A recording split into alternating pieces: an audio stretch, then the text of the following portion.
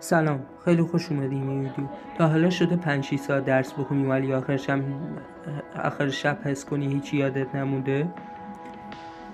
مشکل از تو نیست، مشکل از روش درس خوندنته. اکثر ما فکر میکنیم هرچی بیشتر بخونیم نتیجه بهتری میگیریم، اما واقعیت اینه که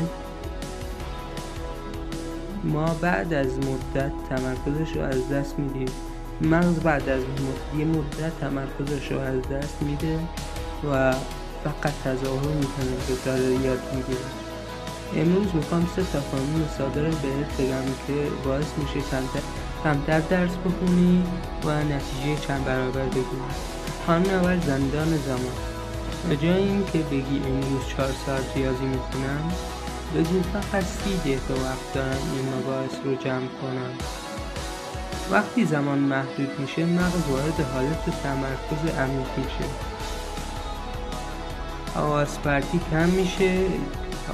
کم میشه، گوشی جذابیتش کمتر میشه و بازدهی بالا. راز کار اینه که زمان رو کم کنی نه زیاد. قانون دوم، همه مطالب ارزش برابری ندارن. واقعیت اینه که 80% نتیجه از 20% مطالب میاد.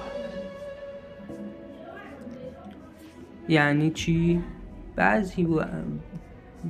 بعضی بخشای کتاب فقط پراکندن، ولی بعضی مفاهیم پایه‌ای و پرتک دارن. قبل از اینکه شروع کنی، 1. سوال سالهای قبل رو ببین. 2. تیترهای مهم رو مشخص کن. 3. مفاهیم کلیدی رو جدا کن. به جای اینکه همه چیز رو بخونی، مهمترین ها رو عمیق یاد بگیر. قانون سوم، از مصرف کننده به معلم تبدیل شو. بزرگترین اشتباه اینه که فقط بخونی و هایلایت کنی. یادگیری وقتی زمانی اتفاق میفته که کتابو ببندی و از خودت بپرسی اگه بخوام اینو توضیح بدم چی میگم.